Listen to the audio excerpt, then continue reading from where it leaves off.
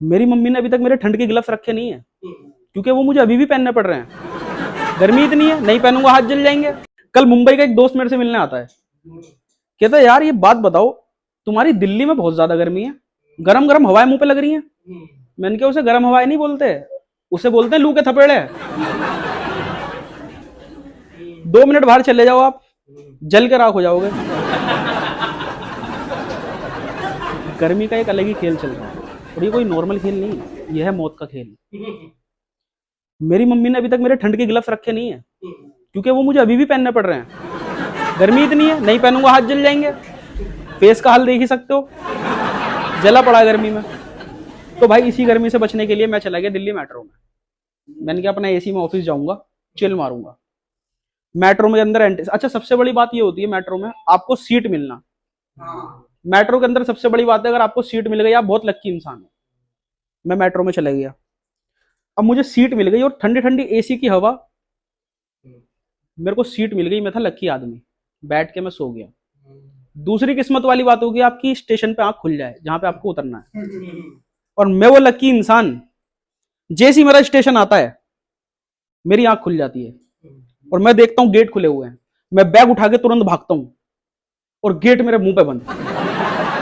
अब अच्छा ऐसा होता है कहीं कहीं आप जाओगे ना तो लोग कहेंगे अरे आपकी लगी तो नहीं भाई साहब, कोई दिक्कत तो नहीं। लेकिन हमारे यहाँ के दिल्ली के लोग नहीं है, जल्लाद है।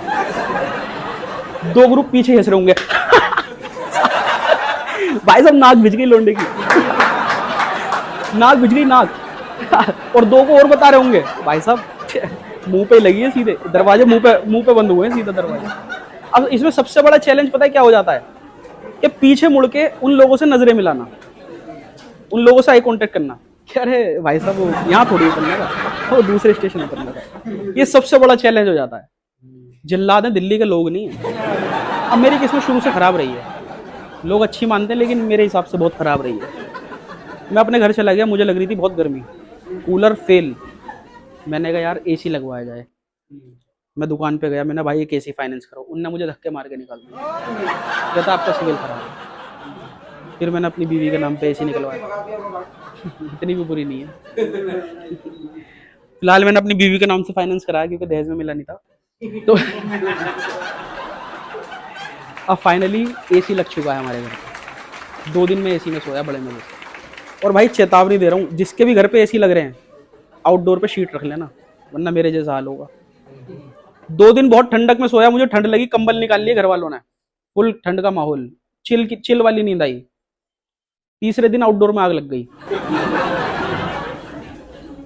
गर्मी इतनी पड़ रही है, एक तो आउटडोर गर्म, ऊपर से गर्मी धूप।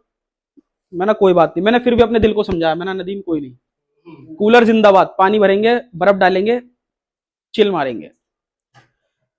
अब मैं पापा के पास गया, मैंने पापा कूलर, कहते बेटा पंखा सही करा। मैंने नहीं कूलर कहाँ है वो, कहते वो तो मैंने बेच दिया। मैंने बेच दिया क्यों, ये तू एसी ले आया था। मैंने पापा कुछ दिन तो रखते, कम से कम देखने तो, ट्रायल भी नहीं लिया हमने तो। गर्मी मतलब बहुत गर्मी पड़ रही है। मैं अभी नोएडा जा रहा था ऑफिस बाइक से, दोबारा बाइक से जाना शुरू करा मैंने। रास्ते में एक एक्सीडेंट हो गया था बंदे का। मैंने कहा यार गर्मी बहुत है, बंदे को कहीं छोड़ छाड़ दूंगा, एक्सीडेंट ज्यादा है। मैं उतरा, जैसे ही मैंने गाड़ी रोकी मुझे पुलिस वालों ने पकड़ लिया।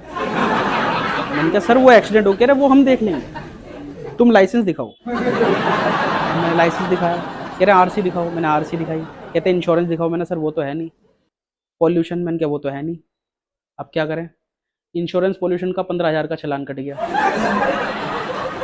बड़ी टेंशन, वो बंदा वहां तड़प रहा है। फिर मैंने कहीं जाके गांधी जी की फोटो पुलिस वालों को दिखाई, तब कहीं जाके उन्होंने मुझे नहीं, मतलब रिश्वत नहीं दी, वो गांधी जी एक महान आदमी थे ना, तो नहीं पुलिस वाले बहुत अच्छे हैं यार हमारे, नहीं रिश्वत नहीं दी मैंने, गांधी जी की मतलब कांटेक्ट करवाया तो उन्होंने छोड़ दिया। बाकी किस्मत का मेरे साथ ये लफड़ा चलता रहता है शुरू से।